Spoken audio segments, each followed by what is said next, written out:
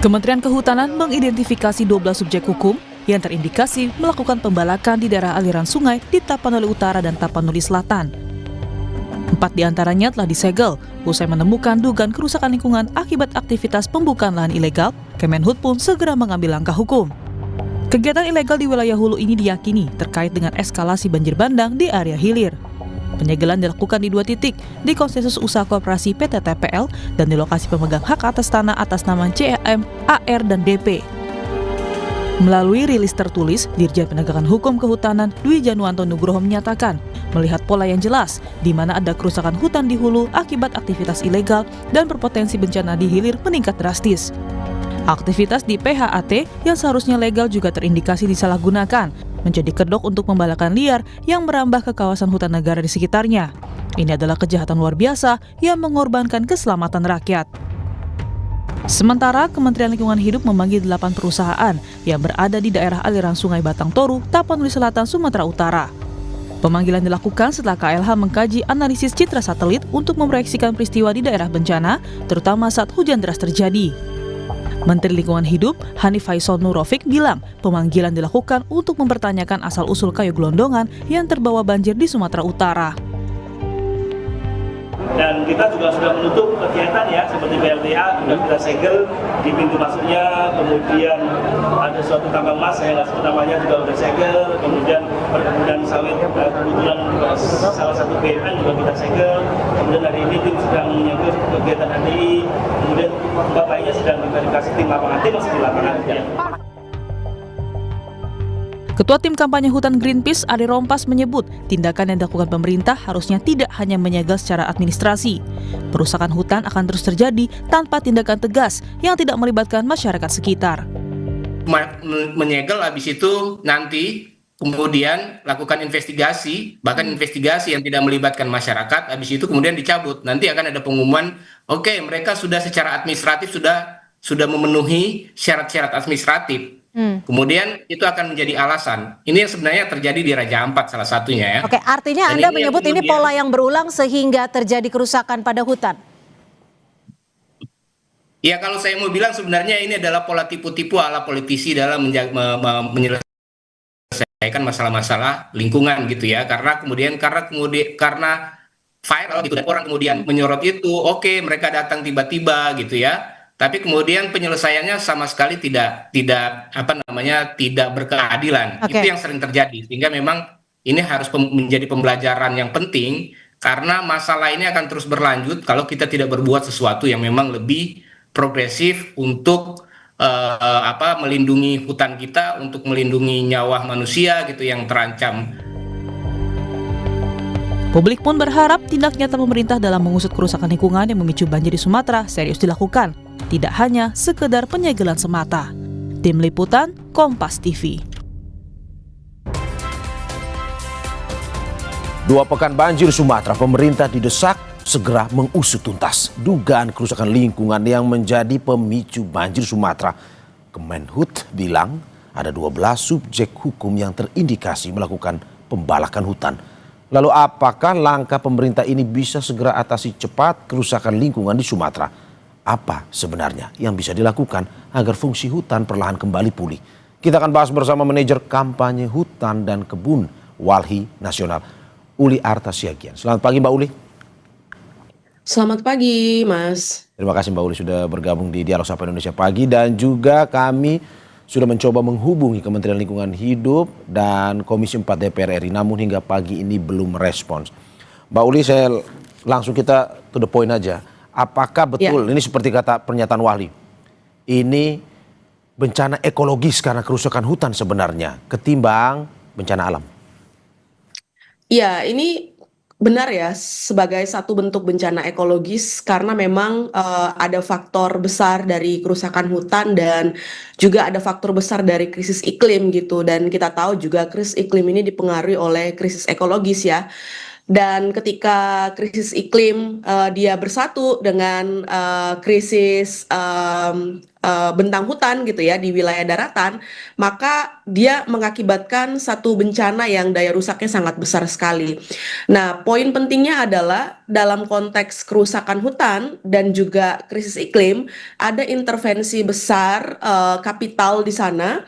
Karena apa? Karena ada perubahan bentang-bentang hutan dan lahan kita yang terjadi dalam skala masif, dan juga ada pelepasan emisi dalam skala yang besar, dan itu juga pelepasan emisi itu dihasilkan dari perubahan bentang hutan, perubahan bentang lahan, penggunaan lahan, dan juga kemudian pembakaran fosil di industri-industri, dan juga kemudian pembangkit listrik tenaga uap batu bara gitu. Jadi semua terakumulasi dan semuanya itu adalah hasil intervensi kapital gitu ya, atas nama ekonomi pertumbuhan dan lain sebagainya. Oke, Mbak, dari catatan Wahli, apakah memang dalam skala yang besar sekali atau sebenarnya gimana? Ya, itu terjadi dalam skala yang besar sekali, Bang. Ya, kalau kita merujuk misalnya, apakah memang benar-benar terjadi pembukaan hutan dalam skala yang besar di 3 provinsi itu? Tentunya gambar-gambar yang kita saksikan dari video-video tumpukan-tumpukan kayu yang terbawa arus air sampai ke hilir itu nggak bisa dibantah ya, bahwa ada satu kegiatan pembukaan hutan dalam skala yang besar di wilayah hulu, baik dia hutan maupun wilayah daerah aliran sungai di 3 provinsi itu.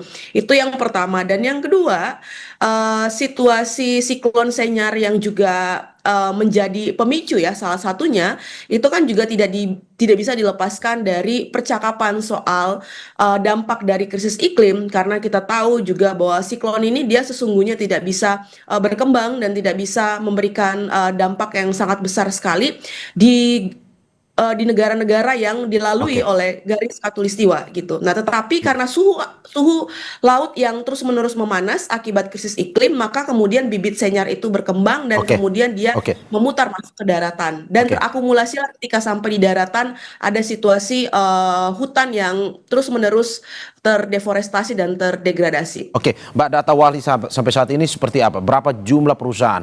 Karena di DPR kemarin Kemenhut bilang ada 12, Kemen-LH bilang ada 8. Sebenarnya ada berapa atau lebih banyak dari itu sebenarnya? Ya, tergantung sebenarnya mereka itu membaca datanya menggunakan basis apa ya, Bang ya. Dan ini membuktikan bahwa juga di negara kita ini problem data dan informasi itu juga masih jadi problem yang besar gitu. Nah, kalau di datanya Walhi, kami memakai pendekatan aktivitas di wilayah daerah aliran sungai ya, di Sumatera Utara, di Sumatera Barat, dan di Aceh. Di Sumatera Utara saja, kalau kita pakai pendekatan aktivitas ekstraktif di wilayah daerah aliran sungai atau di hulu daerah aliran sungai, yang dimana itu adalah ekosistem Batang Toru, kami menemukan ada 7 perusahaan yang beroperasi di sana. Di Batang Toru saja 7 perusahaan, Mbak ya? Juga di Batang Toru saja ada 7 perusahaan gitu. Kemudian di Aceh juga. Aceh ini lebih banyak sebenarnya pertambangan tanpa izin juga, Bang, di wilayah Das yang menjadi lokus terjadinya banjir gitu ya. Dan kemudian juga di Sumatera Barat ada aktivitas logging yang juga terjadi cukup besar di wilayah daerah aliran sungai yang menguap gitu. Nah, kalau kemudian kita lihat ya pernyataan beberapa hari ini, Kementerian Kehutanan misalnya sudah menyegel 7 subjek hukum. Subjek hukum ini sebenarnya bukan hanya perusahaan, Bang, gitu. Jadi kalau misalnya dia memakai frasa atau kementerian memakai frasa subjek hukum, itu bukan hanya perusahaan, tetapi pihak-pihak lain, individual pemegang PHAT gitu ya, penguasaan hak atas tanah gitu. Nah, PHAT ini sebenarnya bisa dimiliki oleh individual karena PHAT itu adalah satu proses penyelesaian kepemilikan hak atas tanah yang sebelumnya tumpang tindih dengan kawasan hutan. Gitu. Berarti ada perusahaan, ada individual juga ya? Perbedaan datanya gitu. Berarti ada perusahaan, ada individual juga yang akhirnya menyebabkan kerusakan hutan di wilayah Sumatera ini? Ada individual, tetapi saya yakin ini juga pemilik modal yang sangat besar, karena kalau kita lihat ya data dan juga membaca berita yang beredar gitu ya, terkait dengan entitas subjek hukum pemegang PHAT ini kan mereka punya lahan yang luasnya itu cukup besar ya, mulai dari 10 hektar sampai kemudian 20 hektaran gitu. Oke, Mbak Uli, kalau dari catatan Walhi sebenarnya memang apakah ini baru berlangsung beberapa tahun atau sebenarnya sudah lama terjadi? Kalau kita melihat izinnya itu sudah lama ya Bang ya, penerbitan izinnya. Tetapi kalau kita melihat aktivitasnya itu dia berangsur-angsur. Jadi ada memang kegiatan yang kemudian itu baru berlangsung atau kemudian dia sudah berlangsung beberapa tahun gitu. Nah, misalkan saja saya mau memberi contoh ya, PT Agincourt ya, ketika kami melihat dampak dari pembukaan lahan yang mereka lakukan gitu ya. Kami menghitung ada kehilangan tutupan hutan seluas 300 hektar dan kemudian juga mereka membuka lahan seluas 583 hektar untuk fasilitas tiling gitu ya, termasuk penebangan 185.884 pohon gitu ya. Terus kemudian juga ada PT NSHE yang sampai saat ini juga saya tidak tahu apakah sudah dilakukan pemeriksaan, tapi setidaknya dia belum masuk ke dalam list yang kemudian disegel sementara gitu ya. Ada 350 hektar natural forest atau hutan alam yang hilang gitu. Jadi kalau melihat jumlah ini ya, bisa jadi kemudian dia maksudnya terjadi bukan juga dalam jangka waktu dekat ini, tetapi misalnya mungkin bisa sudah dari tahun sebelumnya atau 2 tahun sebelumnya gitu. Jadi aktivitasnya sangat beragam. Mbak Uli, Anda mau bilang bahwa apa yang mereka usahakan di hutan-hutan yang sebenarnya dilindungi dan tidak boleh ditebang, begitu seperti itu? Iya, benar. Berarti ini ilegal dong? Tapi itu secara legal, Bang. Jadi negara secara legal dalam arti diberikan izinnya oleh negara. Iya, oleh negara melalui kementerian-kementerian terkait ya. Misalnya dia pemegang izin tambang, artinya ada kewenangan pemberian izin dari ESDM kepada perusahaan tersebut agar dia bisa melakukan aktivitas tambang. Dan kalau misalnya wilayah itu sebelumnya adalah hutan gitu ya, dan sekarang misal berubah menjadi statusnya bukan kawasan hutan negara gitu ya, maka ada proses pelepasan kawasan hutan di sana, ada proses perubahan kawasan hutan di sana gitu. Jadi ini sebenarnya lintas kementerian yang nggak bisa hanya dikerjakan oleh satu menteri sendiri, tetapi kemudian ini perlu ya kerja-kerja lintas kementerian lainnya yang punya kewenangan di beberapa izin yang ada di sana. Dari investigasi Anda, kalau memang ini adalah hutan yang dilindungi sebenarnya dan atau diberikan izin kepada orang tersebut, apakah mungkin sebenarnya orang ini punya koneksi ataupun sebenarnya orang yang memiliki ya kenalan atau bahkan bila perlu kita bisa bilang kemarin ya pejabat lah mungkin yang memiliki perusahaan tersebut? Iya, tidak salah kalau kita berasumsi begitu ya, karena kita melihat tidak ada proses penegakan hukum yang kuat ketika kemudian terjadi beberapa pembukaan hutan gitu ya. Lalu kemudian juga kami juga pernah melaporkan atau mengadvokasi ya beberapa perusahaan yang ada di sana gitu ya. Nah, tetapi menurut saya inilah yang harus dibuktikan oleh instansi kenegaraan yang berwenang. KPK, Kejaksaan Agung harus kemudian juga bekerja untuk memastikan tidak ada indikasi korupsi atau nepotisme di balik pemberian izin ataupun di balik aktivitas kegiatan eksploitasi di sana gitu. Jadi memang jawabannya itu sebenarnya harusnya keluar dari pengurus negara agar kemudian publik tidak berasumsi lebih banyak dan lebih jauh. Nah, itu yang harus dijawab sebenarnya. Oke, berarti bukan soal siapa, tetapi bagaimana caranya bisa mendapatkan izin itu ya berarti Mbak ya?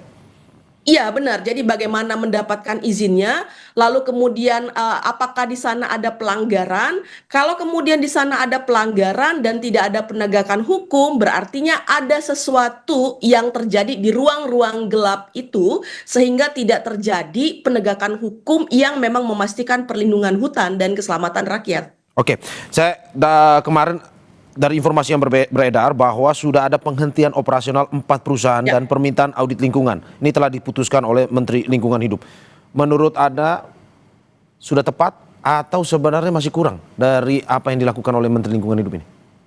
Iya, masih kurang ya. Selama kemudian proses penyelesaian itu tidak menjawab Ya. hak masyarakat di sana, tidak menjawab perlindungan lingkungan, maka tidak ada yang benar-benar final dan selesai gitu ya dari proses penegakan hukum yang dilakukan.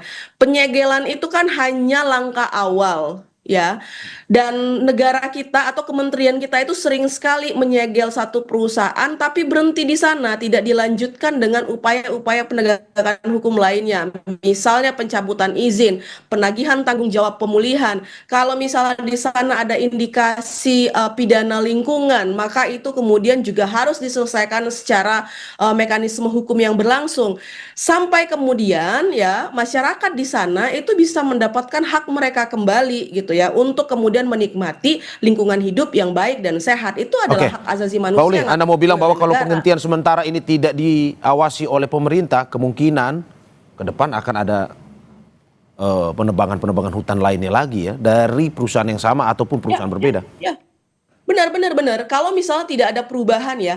Jadi Bang sebenarnya kita itu kan sudah punya banyak sekali peta-peta. Satu peta rawan bencana, wilayah-wilayah mana saja yang itu rentan karena dia punya potensi bencana yang besar gitu ya. Dan harusnya wilayah-wilayah seperti itu tidak diubah, tidak dialihfungsikan. Begitu juga dengan hutan. Kita tahu ekosistem Batang Toru, Leuser, dan berbagai ekosistem lainnya yang berada di bentang Bukit Barisan itu adalah ekosistem yang penting dan genting karena secara tipologi dia memang terjal dan lain sebagainya. Itu nggak boleh dieksploitasi, tetapi justru kemudian landscape itu yang sekarang menjadi sasaran ekspansi izin gitu. Nah kalau nggak ada perubahan, nggak ada proses evaluasi mendasar untuk memastikan Bukit Barisan dan ekosistem di dalamnya itu bisa terlindungi dari eksploitasi atas sumber daya alam, maka nggak akan ada perubahan yang benar-benar menjawab keselamatan, keadilan, dan hak masyarakat yang ada di sana gitu. Oke, saya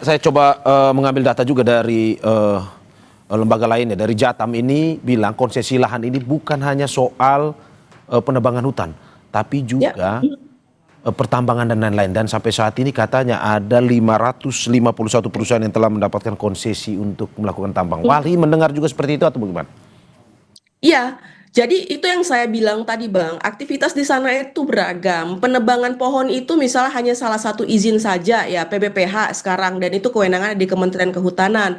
Tetapi kemudian ada izin-izin lain bukan hanya tambang, tetapi ada hak guna usaha untuk perkebunan monokultur sawit gitu ya. Maka sebenarnya tanggung jawab kepada ATR BPN itu juga harus ditagihkan gitu ya. Nah, land clearing atau penebangan pohon itu hanya salah satu aktivitas di awal misalnya untuk melakukan aktivitas pertambangan untuk membuka lahan menjadi perkebunan gitu. Jadi ada memang izin yang memang untuk melakukan logging atau menanam HTI misalnya hutan tanaman industri gitu ya atau jenis kayu-kayu monokultur lainnya.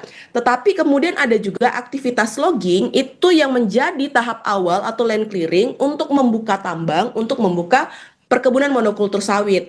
Nah, itu yang kemudian harus benar-benar dicek, dilakukan evaluasi terhadap beberapa izin yang mereka pegang gitu ya. Tadi kayak saya bilang tambang itu yang beroperasi di sana, mungkin dia punya izin pinjam pakai atau kemudian izin pelepasan kawasan hutan. Kewenangannya ada di Kementerian Kehutanan.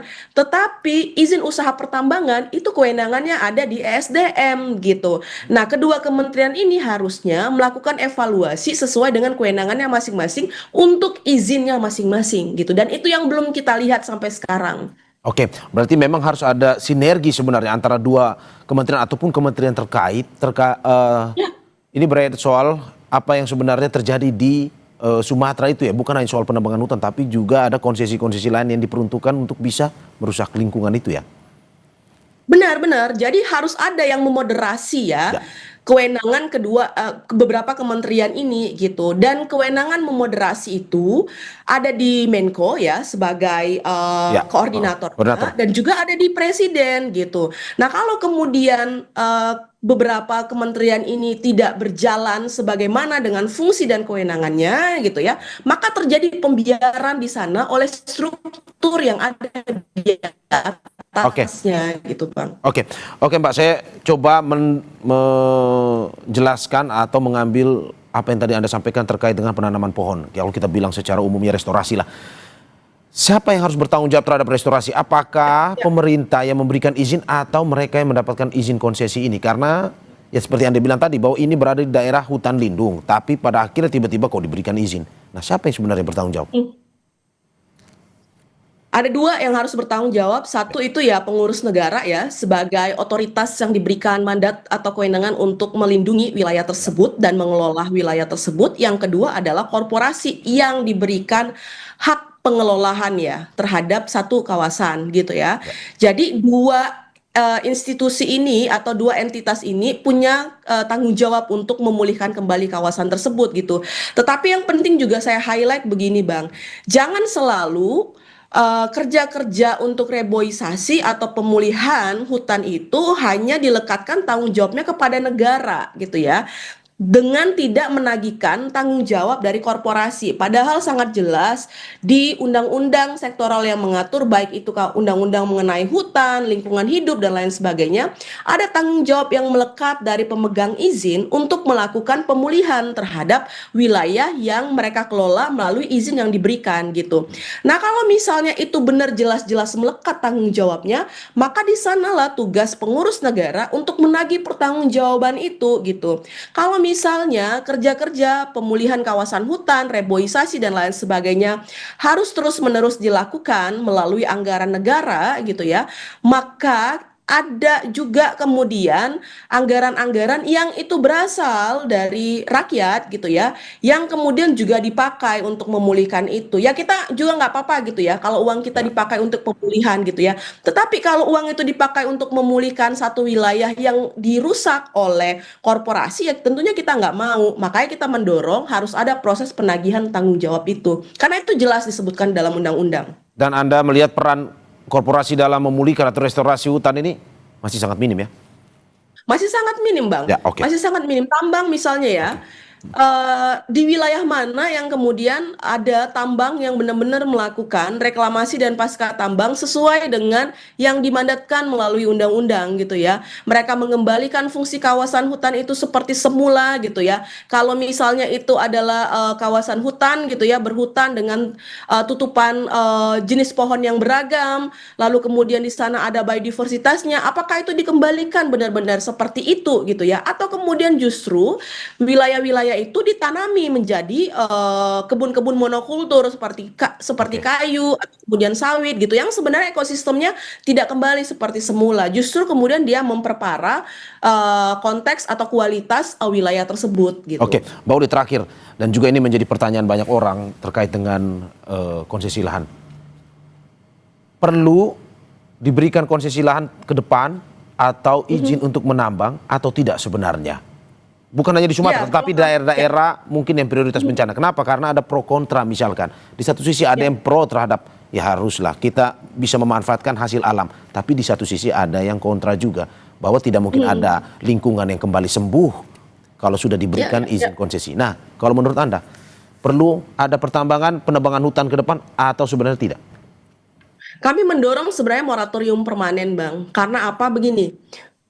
Jumlah izin di negara kita itu puluhan ribu. Ya, sedangkan sumber daya pengawas untuk mengawasi itu jauh lebih sedikit ya. Perbandingannya jauh sekali. Mungkin satu orang pengawas itu kemudian akan mengawasi ya ratusan atau bahkan ribuan izin gitu ya. Nah, pertanyaannya adalah sejauh mana kemampuan pengawasan kita gitu ya untuk mengawasi jumlah izin yang sudah sangat banyak itu gitu ya. Nah, itu pertanyaan pertama. Sementara kita juga tidak melengkapi atau menjembatani kekurangan sumber daya kita untuk mengawasi atau memantau itu dengan kemampuan teknologi gitu ya. Nah, dari sana saja kita sudah bisa mengambil kesimpulan bahwa izin yang banyak ini ya itu nggak mampu diawasi oleh pengawas kita yang terbatas. Kalau izin diberikan lagi, itu adalah sesuatu tindakan yang sudah pasti tidak bisa dikontrol oleh pengurus negara kita, oleh orang-orang yang diberikan kewenangan ya tugas tanggung jawab untuk memantau izin-izin yang diberikan gitu. Itu yang pertama menjadi alasan kenapa kemudian kami mendorong moratorium permanen. Yang kedua ya terhadap izin-izin yang ada sekarang yang eksis sekarang ya itu yang kemudian harus didekati dengan proses evaluasi audit dan penegakan hukum gitu. Kalau kemudian itu dilakukan oleh pengurus negara, maka ada perubahan yang yang membaik ya dari waktu Oke. ke waktu dalam konteks tata kelola kita. Kalau misalnya tadi tanggung jawab itu dilakukan oleh pengurus negara. Oke. Yang mau saya bilang adalah moratorium permanen itu menjadi hal yang penting untuk dilakukan karena fungsi-fungsi pengawasan itu tidak mampu dilakukan oleh pengurus negara dengan aparatur yang sedikit, sedangkan teknologi itu juga tidak dimanfaatkan gitu. Oke, Mbak Uli, bahwa pengawasan penegakan hukum harus lebih digalakkan lagi ke depan sehingga kejadian seperti ini tidak terulang lagi. Terima kasih Ya, Manajer benar. Kampanye Hutan dan Kebun Walhi Nasional Uli Artasiagian atas apa yang disampaikan. Sehat-sehat Mbak Uli. Terima kasih Ya, banyak. sama-sama ya. Saudara jangan kemana-mana. Sapa Indonesia Pagi akan segera kembali dengan informasi lainnya. Salah satunya kami akan ajak Anda